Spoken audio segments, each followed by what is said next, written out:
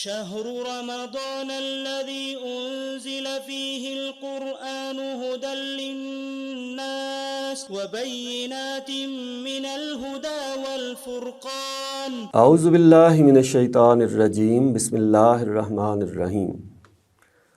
سورۃ الحجر میں ہم یہ پڑھ چکے ہیں کہ جو نبی علیہ السلام کے مخاطب ہیں وہ مسلسل انکار کر رہے ہیں۔ ایک تو وہ شرک پر کھڑے ہیں، دوسرا یہ ہے کہ وہ آخرت کا انکار کر رہے ہیں، اور تیسری بات یہ ہے کہ نبی علیہ السلام کے بارے میں ان کا کہنا یہ ہے کہ خدا کے رسول نہیں ہیں، اور یہ خدا کے رسول ہیں تو کوئی ایسا معجزہ لے کر آئیں جس کے نتیجے میں ہم ماننے پر مجبور ہو جائیں۔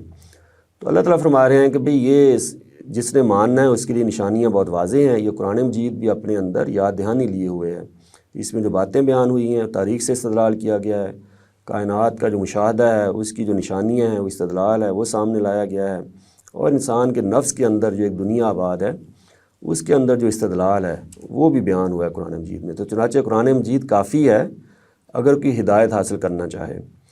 تو یہ محض ان کے بہانے ہیں، تو یہ جو بھی نشانی معجزہ ان کے پاس آ جائے گا انہوں نے انکار ہی کرنا ہے۔ تو اب آگے بیان ہو رہا ہے کہ اصل میں انکار کی وجہ کیا ہے، یہ معاملہ ہے کیا۔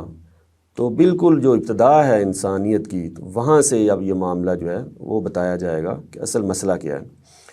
چنانچہ فرمایا ہے وَلَقَدْ خَلَقْنَا الْإِنسَانَ مِنْ صَلْصَالٍ مِّنْ حَمَإٍ مَّسْنُونٍ، ہم نے بنایا تھا انسان کو کھنکھناتی مٹی سے، گارے کی، سڑے ہوئے، یعنی سڑا ہوا گارا، اور جب وہ خشک ہوتا ہے تو وہ کھنکھناتی مٹی بن جاتی ہے، اس سے انسان کا وجود جو ہے وہ وجود میں آیا آغاز میں، گویا کہ حضرت آدم کی بات ہو رہی ہے۔ وَالْجَانَ خَلَقْنَاهُ، اور جنوں کو ہم نے بنایا تھا مِن قبل، اس سے پہلے، مِن نار السموم، لو کی لپٹ سے، کہ جو ایک ہیٹ ہوتی ہے، آگ ہوتی ہے، اس کی جو جہاں گرمی اس کی ہوتی ہے، اس کی جو لپٹ ہوتی ہے اس سے۔ وَإِذْ قَالَ رَبُّكَ لِلْمَلَائِكَةِ، اور جب کہا تمہارے پروردگار نے فرشتوں سے، انی خالقٌ، کہ میں پیدا کر رہا ہوں، بشراً، ایک بشر، من صلصال من حمأ مسنون، سڑے ہوئے گارے کی کھنکھناتی مٹی سے۔ یہ بھی تمہید باندھی جا رہی ہے، تو آگے معاملہ معلوم ہو گیا کہ اصل مسئلہ کیا ہے۔ تو فرشتوں کے سامنے یہ معاملہ رکھا، فَإِذَا سَوَّيْتُهُ، تو اللہ تعالیٰ نے فرما دیا کہ جب میں اسے درست کر لوں۔ اللہ تعالیٰ کا طریقہ یہی نا تخلیق کرنے کا، کہ پہلے کوئی چیز بنائی جاتی ہے، پھر اس کا تسویہ ہوتا ہے، اس کی نوک پلک سنواری جاتی ہے۔ تو جب میں اس کو درست کر لوں، وَنَفَخْتُ فِيهِ مِن رُوحِي، اور میں پھونک دوں اس میں اپنی روح میں سے، فَقَعُوا لَهُ سَاجِدِينَ، تو تم ہو جانا اس کے آگے سجدہ ریز۔ تو گویا کہ جب انسان ایک مکمل ہو جائے گا، اور اس میں اللہ تعالیٰ، یہ ایک متشابہ معاملہ ہے کہ نفخ روح کیسے ہوا ہے، تو بہرحال اللہ تعالیٰ نے اپنی طرف سے کوئی چیز اس بشر کے اندر ڈالی ہے، ٹھیک ہے۔ تو وہ اب جو انسان ہے، اب موجودہ ہم انسان، یہ محض ایک جسم نہیں ہے، بلکہ اللہ تعالیٰ کی طرف سے ڈالی گئی وہ روح بھی ہے جس کی وجہ سے ہم انسان بنتے ہیں۔ وہ ہو سکتا ہے کہ ہمارا جو ضمیر ہے وہ اسی کی علامت ہو جو ہمیں اچھائی اور برائی کے بارے میں بتاتا ہے۔ یہ جو ہمارا شعور ہے، اخلاقی شعور، شاید اسی نفخ روح کا نتیجہ ہو۔ بہرحال یہ متشابہ امور ہیں۔ تو جب اللہ تعالیٰ نے فرمایا کہ جب وہ بشر ہے، جب وہ انسان بن جائے گا، یعنی کہ جسم اور روح گویا کہ مل جائیں گے، تو پھر اس کو سجدہ کرنا۔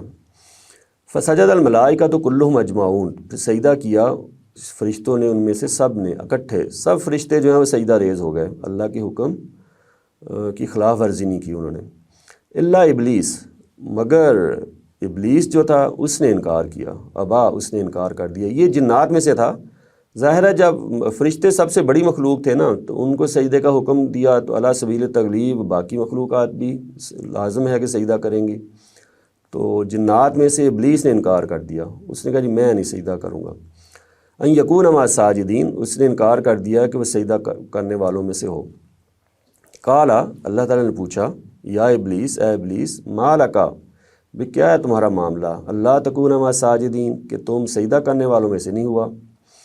قالا، اس نے جواب دیا، لم اکن لیسجد لبشر، میں ایسا نہیں ہوں کہ ایسے بشر کو سجدہ کروں، خلقتہ من صلصال من حمأ مسنون، جسے تو نے پیدا کیا ہے سڑے ہوئے گارے کی کھنکھناتی مٹی سے۔ یعنی وہ تکبر میں مبتلا ہو گیا، اس نے کہا ہے کہ جس کو مجھ سے کم تر مٹیریل سے تخلیق کیا ہے، یہ بودار گارے سے جس کو بنایا ہے اس کو میں سجدہ کروں، اس کو بڑا مان لوں، جبکہ میری جو تخلیق ہے وہ لو کی لپٹ، آگ کی لپٹ سے ہوئی ہے، چنانچہ میں اس کو سجدہ نہیں کروں گا۔ قالا فخرج منہا، تو اللہ تعالیٰ نے فرمایا کہ یہاں سے نکل جا، فإنک رجیم، اس لیے کہ تو راندہ درگاہ ہے، یعنی تو اب مردود ہے، تجھے رد کر دیا گیا ہے۔ ایک طرح سے یہ لعنت کا جملہ ہے۔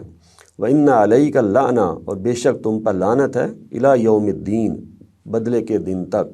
اسی وقت یہ بتا دیا گیا کہ روز جزا آئے گا جب لوگوں کے ان کے اعمال کا بدلہ ملے گا، چنانچہ اس وقت تک تم پر یہ لعنت رہے گی۔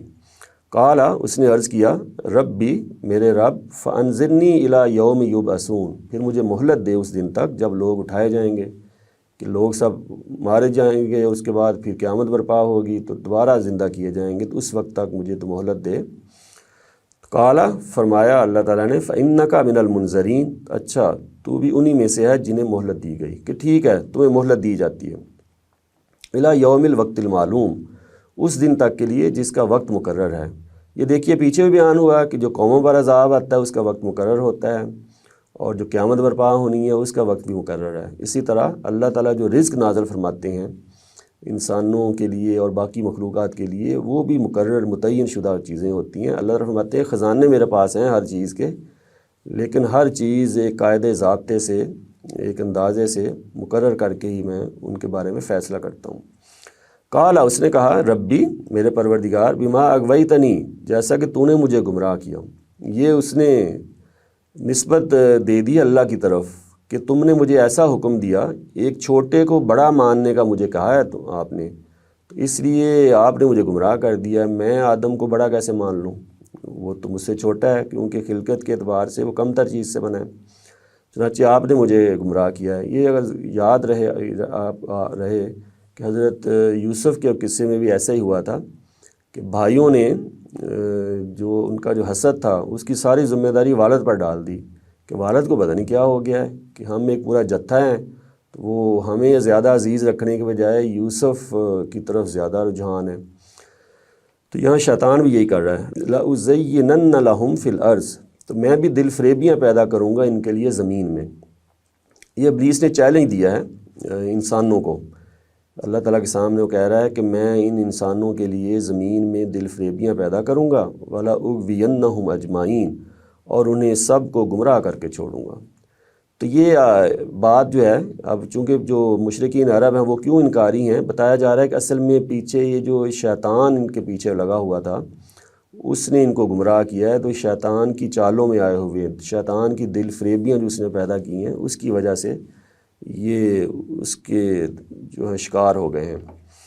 الا عبادک منہم المخلصین، سوائے تیرے ان بندوں کے جو تیرے منتخب ہوں گے، جو تیرے بندے ہوں گے نا صحیح معنوں میں خالص، جو تجھے ہی الہ بنائیں گے، وہ ان پر میرا بس نہیں چلے گا، باقی لوگوں کو میں گمراہ کر کے چھوڑوں گا۔ قال ھذا صراط علی مستقیم، اللہ تعالیٰ نے فرمایا کہ یہ راستہ ہے مجھ تک پہنچانے والا سیدھا، کہ یہ جو میرے بندے بننا، میری بندگی کا راستہ یہ بالکل سیدھا ہے جو مجھ تک پہنچائے گا۔ ان عبادی لیس لک علیہم سلطان، یقیناً میرے بندوں پر تمہارا کوئی زور نہیں چلے گا کہ وہ تو ان کو گمراہ نہیں کر سکے گا۔ الا من اتبعک من الغاوین، سوائے ان کے جو تیری پیروی کریں گے بہکے ہوئے لوگوں میں سے۔ تو جو لوگ گمراہ ہو جائیں گے، جو بہکے ہوئے ہوں گے، جو میرے راستے کو چھوڑ کر، میری بندگی کو چھوڑ کر کسی اور کے بندے بنیں گے، وہ ہیں جو تیری پیروی کریں گے۔ وَإِنَّ جَهَنَّمَ لَمَوْعِدُهُمْ أَجْمَعِينَ، اور ان سب کے لیے وعدہ ہے جہنم کا۔ لَهَا سَبْعَةُ أَبْوَابٍ، اس کے 7 دروازے ہیں۔ لِكُلِّ بَابٍ مِّنْهُمْ جُزْءٌ مَقْسُومٌ، ہر دروازے کے لیے ان میں سے ایک خاص حصہ ہے۔ جس طرح معلوم ہوتا ہے کہ جنت کے بھی دروازے ہیں، جیسے روزہ داروں کے لیے ایک الگ دروازہ ہے، ایسی لگتا ہے کہ بڑی بڑی جو برائیاں ہیں، جو کبیرہ گناہ ہیں، اس کے لحاظ سے شاید جہنم کے دروازے بنائے گئے ہیں۔ تو ایک تو یہ وسعت کی طرف اشارہ ہے کہ سب دوزخیوں کو وہاں جمع کرنا ہے، تو اللہ نے فرمایا کہ اس قدر وہ بڑی ہے دوزخ، تو 7 دروازے ہیں اور ہر ایک کا اپنا اپنا ایک حصہ ہے۔ ان المتقین فی جنات، اس کے برخلاف جو خدا سے ڈرنے والے ہیں وہ باغوں میں ہوں گے، وعیون، اور چشموں میں۔ ادخلوها بسلام آمنین، ان میں رہو سلامتی کے ساتھ بے خوف ہو کر۔ انہیں وہاں کوئی خوف نہیں ہوگا۔ وَنَزَعْنَا مَا فِي صُدُورِهِمْ، اور ہم نکال دیں گے جو کچھ ان کے سینوں میں ہوں گی، من غل کدورتیں، اخواناً وہ بھائی بھائی کی طرح ہوں گے، علی سرور متقابلین تختوں پر بیٹھے ہوں گے آمنے سامنے۔ کہ وہاں ان کے اس دنیا میں بعض دفعہ ہوتا ہے نا کہ اہل ایمان کے دلوں میں بھی ایک دوسرے کے بارے میں بعض دفعہ کچھ رنجشیں پیدا ہو جاتی ہیں، تو اللہ تعالیٰ فرماتے ہیں کہ جنت میں وہ چیزیں بھی دور کر دی جائیں گی، سب بھائیوں کی طرح وہاں بیٹھے ہوں گے۔ لا یمسہم فیہا نصب، انہیں نہ لاحق ہوگی وہاں کوئی تکان، کوئی تھکاوٹ وغیرہ نہیں ہوگی۔ وما ہم منہا بمخرجین، اور نہ وہ وہاں سے نکال لے جائیں گے، یعنی کہ ہمیشہ وہ رہیں گے اس عیش میں، اس آرام میں۔ چنانچہ یہاں یہ بیان فرمایا ہے کہ جو شروع ہی سے اللہ تعالیٰ نے فیصلہ فرما دیا تھا کہ جو لوگ میرے بندے بن کر رہیں گے اور اللہ کے خوف سے، اس ڈر سے زندگی گزاریں گے کہ ہم نے خدا کے حضور حاضر ہونا ہے اور اپنے اعمال کا جواب دینا ہے، تو ان کے لیے جنت ہے۔ اور جو ابلیس کی چالوں میں آ جائیں گے، ابلیس کی بندگی کریں گے، جو وہ پٹیاں پڑھائے گا اس کو وہ اس کی پیروی کریں گے، تو وہ اصل میں دوزخ کے لوگ ہوں گے۔ چنانچہ بتایا یہ جا رہا ہے کہ یہ جو قریش ہے اس وقت جو پیغمبر کی دعوت کا انکار کر رہے ہیں، یہ وہی ابلیس نے ان کو جو دعوت دی ہے کہ اللہ کے بندے بن کر نہیں رہنا، شرک کرو اور جو حقائق ہیں ان کا انکار کرو، تو چنانچہ وہ ابلیس کی باتوں میں آئے ہوئے ہیں اور اسی وجہ سے یہ اصل میں ابلیس کے بندے بن کر جی رہے ہیں۔ تو چنانچہ بتا دیا گیا کہ اصل میں ان کا اصل جرم یہ ہے۔ وآخر دعوانا الحمد للہ رب العالمین۔